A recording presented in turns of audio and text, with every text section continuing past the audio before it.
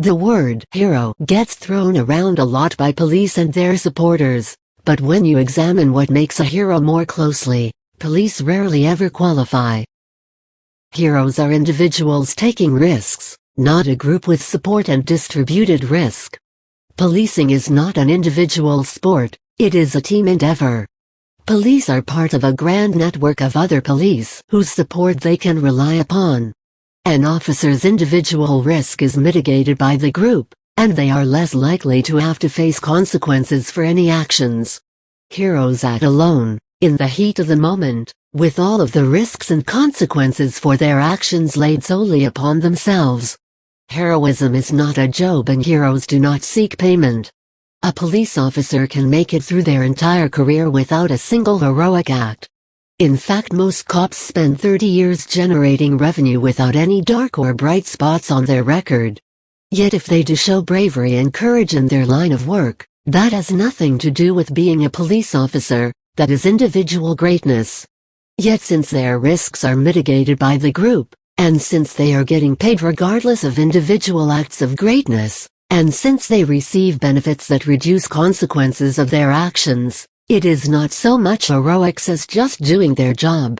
Let's not even get into the taxation theft that funds them.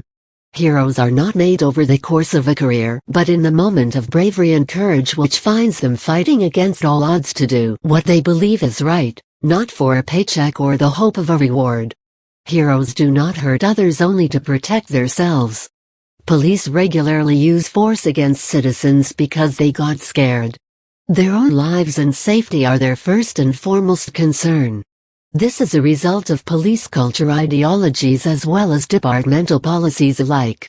Officer safety has become a catch-all for unnecessary violence against non-threatening citizens across the country. "I feared for my life" is not in the hero's vocabulary. Putting the lives of all around you before your own is what heroism is all about. Heroes are not trying to be heroes. Police insist that they are heroes. They remind us all of the time that they are heroes. Their families and friends unquestioningly repeat this empty rhetoric. The idea has become so culturally pervasive as to become meaningless. If all it takes to be a hero is less than a year of training and a shiny badge, then being a hero is itself meaningless. True heroes did not sign up for it, nor did they plan and train for it. It just happens, and when it does they are often insistently humble and hesitant whenever the H word comes up. Real heroes were not trying to be a hero, they just are. There is no such thing as hero flag. Attention people. The G700 flashlight is indestructible and the brightest light you have ever seen. Order yours now at 75% off. Click graphic now. Attention people. The G700 flashlight is indestructible and the brightest light you have ever seen. Order yours now at 75% off. Click graphic now. Police have their little thin blue line flag to represent and epitomize a pervasive culture and ideology amongst themselves.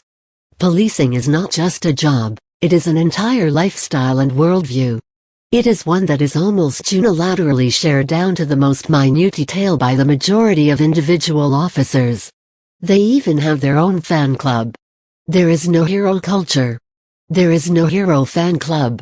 Every hero is an individual whose heroism is a result of an act of individual courage and bravery. No two heroes are tied together merely by group identity. As far as heroics goes, it is all about the individual. In the beginning I said that police rarely ever qualify as heroes. There are obviously exceptions, but in my book the most heroic thing a police officer can do is fight against the corruption, abuse and violence of other police. Only then are they acting as individuals, and not cogs in a machine that is far less than heroic.